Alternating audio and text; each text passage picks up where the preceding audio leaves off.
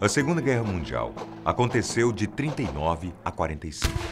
Foram apenas 6 anos, mas 6 anos que definitivamente mudaram a história do mundo.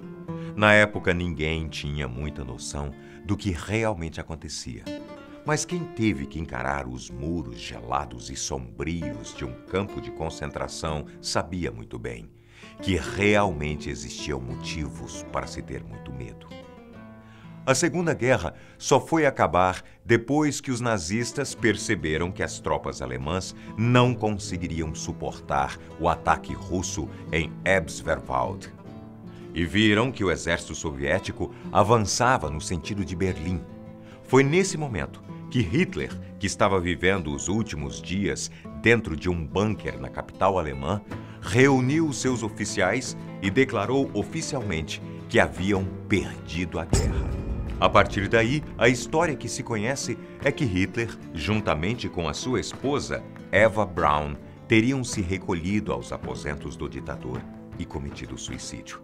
Ele teria atirado na própria cabeça e ela teria ingerido cianureto, um potente veneno. As histórias e versões do que realmente teria acontecido nesse dia variam e muito.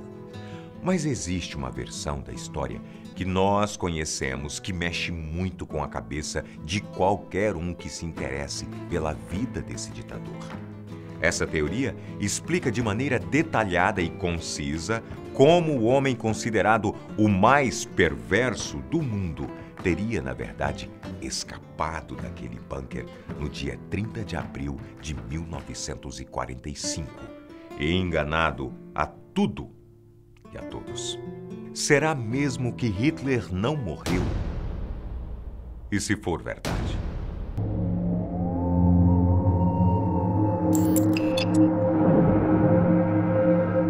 Para a gente entender direitinho essa história, vamos recapitular os últimos dias que antecederam a queda do Estado alemão na Segunda Guerra. A data era abril de 1945 e desde o início daquele ano, toda a Alemanha vinha sofrendo diversos ataques por parte do chamado Exército Vermelho, que era liderado por Stalin, premier da antiga União Soviética. Pouco a pouco, o exército inimigo avançava em direção à capital, Berlim, e destruía tudo aquilo que encontravam pelo caminho. A artilharia dos soviéticos era assustadoramente poderosa e Hitler já não tinha mais à sua disposição a mesma quantidade de soldados e armas depois de 6 anos de conflito. O Exército Vermelho finalmente chegou à capital e eles procuravam de escombro a escombro qualquer sinal ou pista sobre onde estaria o Führer. Enquanto tudo isso acontecia em Berlim, na Itália, no dia 28 de abril, Benito Mussolini, o ditador fascista que lutava ao lado de Hitler na guerra, e sua amante, Claretta Petacci, foram capturados enquanto tentavam fugir do país pelos partisans antifascistas, que metralharam seus corpos e, mais tarde, os penduraram de cabeça para baixo em uma praça pública de Milão. Nessa praça, milhares de pessoas reunidas jogaram objetos contra esses corpos, pronunciaram xingamentos e, basicamente, comemoravam o fim do controle de Mussolini. Nessa mesma data, Hitler estava escondido em um bunker, que é uma estrutura fortificada e subterrânea, e recebeu a notícia que os soviéticos estavam a 800 metros de distância dali. No dia 30 de abril, quando as tropas inimigas já estavam a apenas 30 metros de distância do bunker, Hitler, segundo a história, se matou, como eu já havia contado aqui. Ainda segundo o que se sabe, por medo de ter o seu corpo e o de Eva expostos e escrachados, Hitler teria ordenado aos seus serviçais que queimassem ambos os corpos. 180 litros de gasolina teriam sido usados para dar fim a toda a matéria que algum dia fez parte do corpo desse doentio ditador. Mas no final das contas, essa história toda não convenceu muita gente, não. Hitler se matou juntamente com sua esposa e não existia nenhum vestígio de seus restos mortais? O homem mais caçado e procurado do mundo naquele momento simplesmente teria virado cinzas? e as únicas testemunhas eram oficiais e pessoas da sua confiança? Certo. Joseph Stalin foi um dos primeiros a questionar e a dizer claramente que não acreditava no suicídio do líder nazista.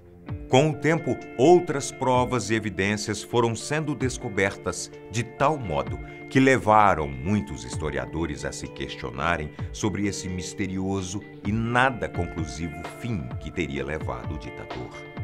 O historiador e jornalista mais famoso e reconhecido por não só acreditar, mas também investigar a ideia de que Hitler não teria morrido naquele dia é o argentino Abel Basti, que chegou a escrever 6 livros sobre o tema, que foram o resultado da sua pesquisa e investigação sobre o assunto.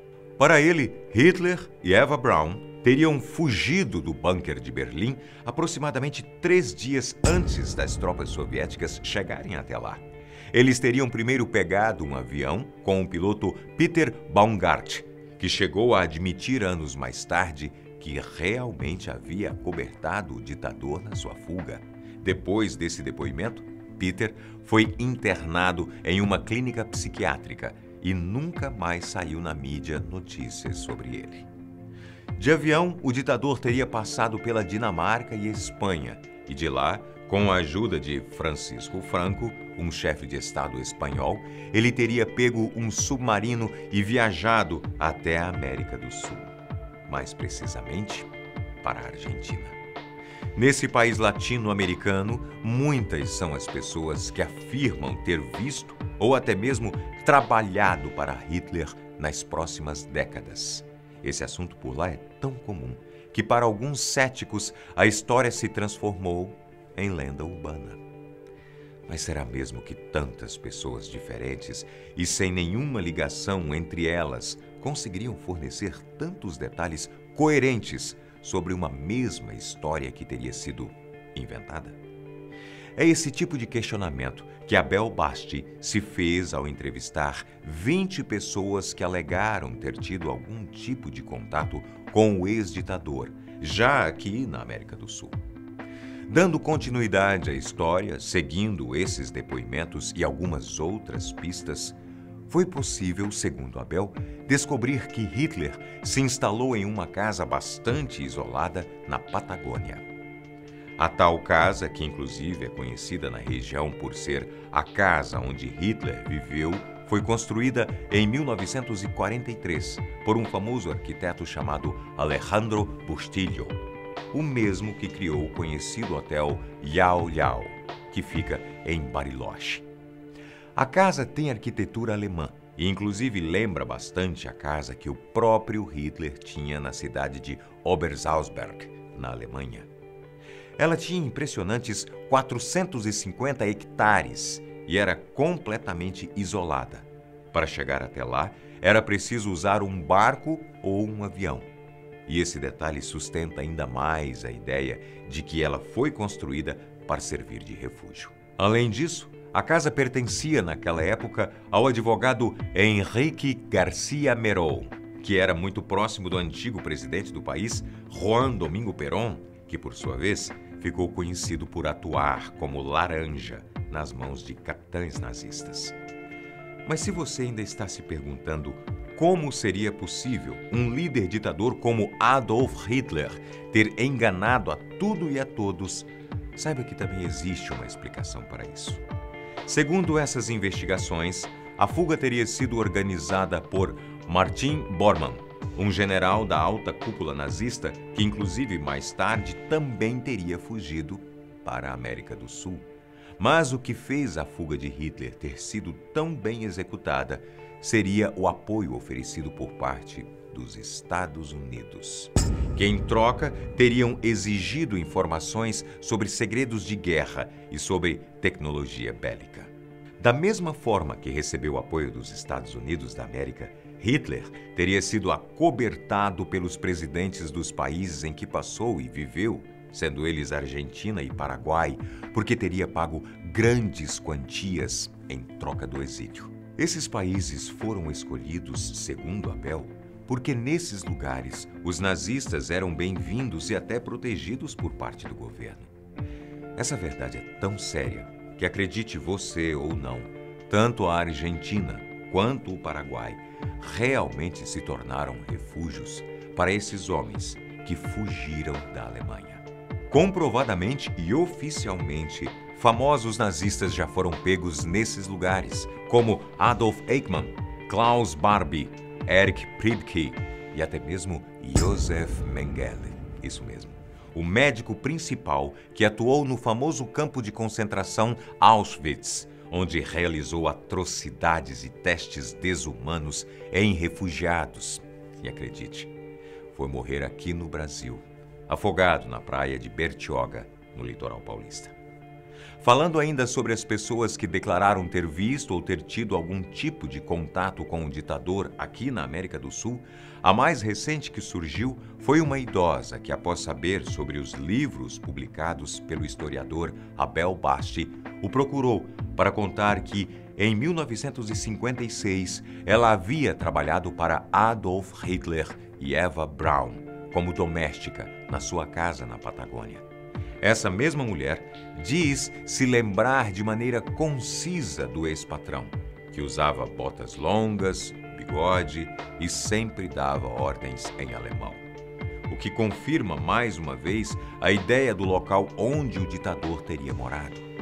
Além das testemunhas, recentemente foi noticiado em diversos veículos de comunicação, incluindo o site do History Channel, que outras provas surgiram e dessa vez foi o FBI que disponibilizou documentos que indicam que Hitler realmente esteve e fugiu para a Argentina. No total, são dezenas de páginas de arquivos secretos que podem facilmente ser encontrados por toda a internet. Mas aí você deve estar se perguntando, se Adolf Hitler não morreu naquele 30 de abril de 45, quando foi que ele realmente morreu? Bom, segundo relatos de testemunhas que incluem um militar brasileiro, Hitler, na verdade, teria morrido em 3 de fevereiro de 1971, graças a uma doença incurável. Na época, ele já teria 82 anos. O local do enterro seria uma propriedade privada no Paraguai e o túmulo teria sido colocado dentro de um bunker secreto, que atualmente teria se tornado o porão de um hotel paraguaio em Assunção. Mas e aí, na sua opinião? Para você, Hitler morreu mesmo naquela tarde de 30 de abril de 1945 ou ele realmente fugiu e sobreviveu todos esses anos como um refugiado na América do Sul? E se for verdade? Eu espero vocês para mais um próximo programa. Até lá.